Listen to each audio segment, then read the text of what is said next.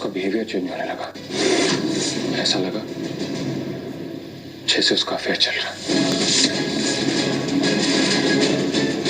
लेकिन मैंने खुद के ख्यालों को नकार दिया और फिर मैंने अपना ध्यान मॉल्स एंड मल्टीप्लेक्सेस के कंस्ट्रक्शन में लगाना शुरू कर दिया। और फिर अचानक से मेरे अकाउंट से करोड़ों रुपए कटने लगे। कभी वेंडर्स के नाम पर, कभी जमीन खरीदने के नाम पर। फिर जब मैंने पता लगाया तो वो सारे ट्रांजैक्शंस निहारिका कर रही थी।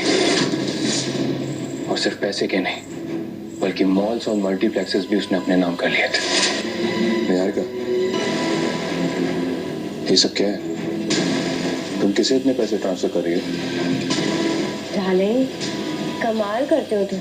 अभी अभी आए हो और इतने सारे सवाल जवाब कर रहे हो। थोड़ा रिलैक्स करो, मैं तुम्हारे लिए जूस लेकर आती हूँ। और जब मैंने उससे पैसों के बारे में सवाल पूछा तो उसने मुझे जवाब दिया कि वो टैक्स बचाने के लिए सब कर रही है। फिर मैंने सोचा कि अगर उसने मॉल्स और मल्टीप्लेक्सेस अपने नाम पर कर भी लिए हैं तो उससे क्या फर्क पड़ता है? आफ्टर ऑल वो मेरी पत्नी है। पर इस बार मैंने उस पर पूरा भरोसा नहीं किया। मैं उस पर नजर रखने लगा, उसके मैसेजेस पढ़ने लगा।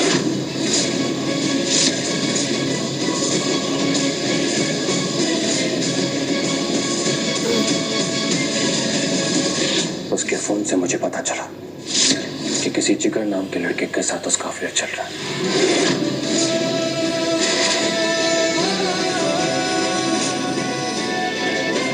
उसने तो कभी मुझसे प्यार ही नहीं किया। उसे जानबूझकर मेरी जिंदगी में भेजा के मुझे बर्बाद करने के लिए, मुझे धोखा देने के लिए। मैंने उस नंबर को ट्रेस किया, लेकिन जिगर का कुछ पता नहीं चला। इसलिए मैंने उसके पीछे अपने डिटेक्टिव्स लगा दिए।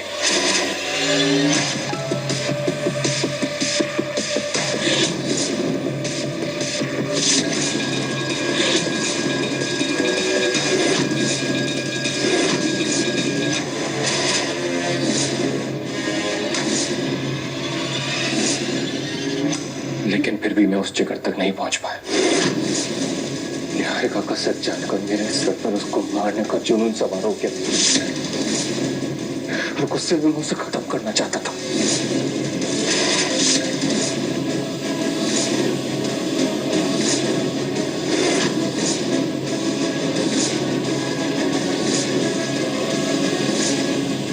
भाभी, thank you thank you thank you.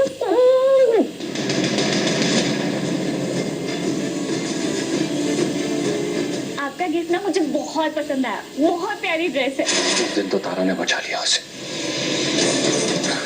और तारा को भी उसका सच पता चल गया था। इनफैक्ट तारा ने उस जगह को भी देख लिया था और वो मेरे पास बताने आ ही रही थी कि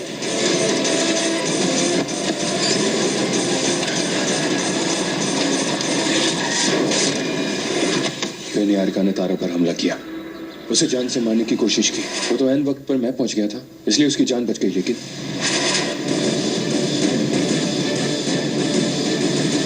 सर पर गहरी चोट लगने की वजह से मैंने अपनी बहन को खो दिया। और आज तारा इस हालत में बिल्कुल बच्चों जैसे बिहेव करती है। उसने अपना मानसिक संतुलन खो दिया।